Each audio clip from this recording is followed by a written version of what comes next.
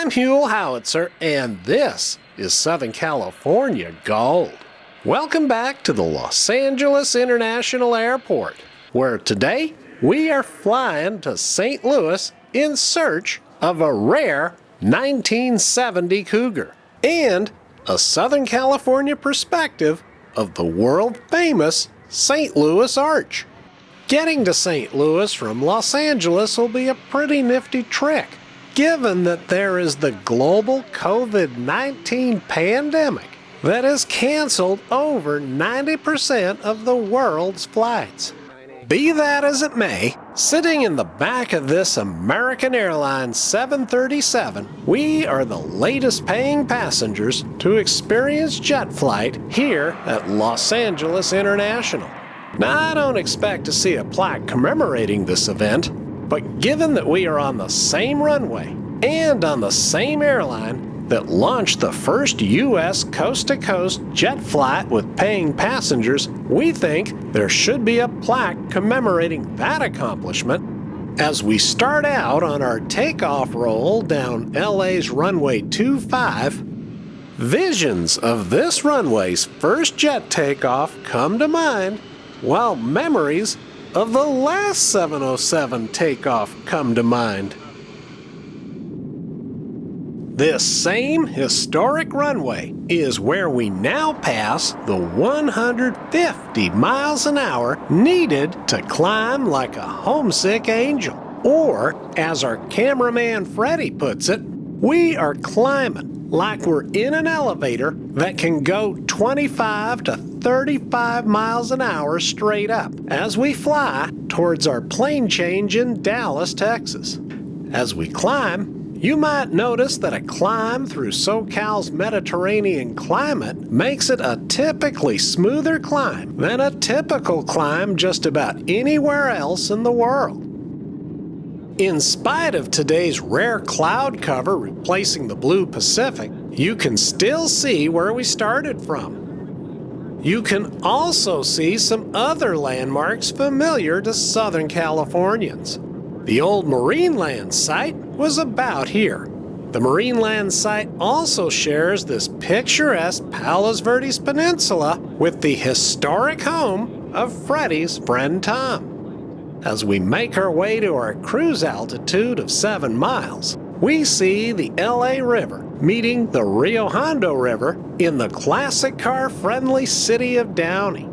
On a partial list of local accomplishments, Downey is the city that built the Apollo space capsule, the space shuttle, and Downey is the city that recorded this classic car cruising hit. As you look 15 miles to the south of Downey, you see the historic and world-famous Queen Mary cruise ship.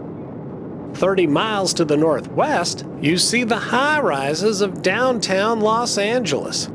It is here where we see the U.S. Bank building at 1,018 feet tall, which makes it the tallest building on the West Coast.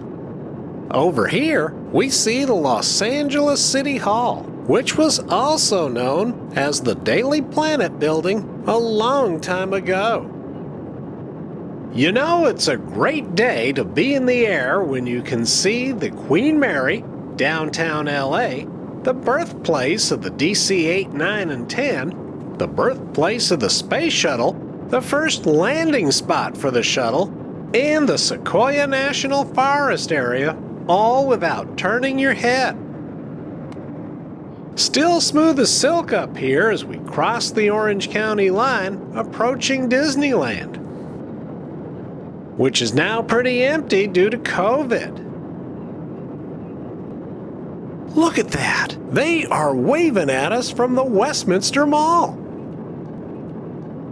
From high altitudes, big 23-story buildings along our route today are going to look surprisingly small. High altitude also makes distance between places look a lot shorter than they actually are. For example, from your house near Garden Grove's Pacifica High School, Freddie, it's about 5 miles to the Garden Grove Car Show where the Cougar is going to spend a lot of Friday nights. Your 2-hour bike route to Mom's house, past the old Panasonic building, the Los Al racetrack, through Long Beach's El Dorado Park, up the San Gabriel River, past Cerritos College, into Downey, looks much shorter than the 20 miles it actually is. From there, Disneyland is 17 miles down the 5 freeway. As we get ready to put the Garden Grove Car Show and Disneyland into the rearview mirror, it's time to remind you that's the altitude telling you that 90 miles to Edwards Air Force Base is a short walk from here. As we get ready to cross the border into Arizona, our plane spotters down there in Blythe are looking for us. They are looking for us in all the wrong places because we have no contrail today, like the contrails spotted over Blythe yesterday.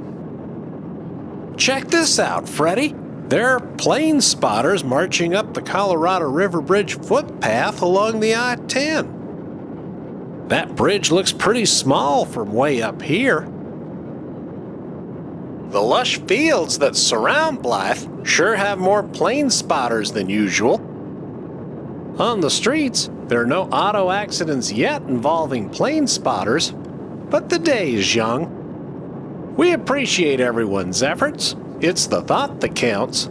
So here we are, 7 miles above Blythe, California, traveling over 3/4 the speed of sound, getting ready to cross the Colorado River into Arizona with Freddie.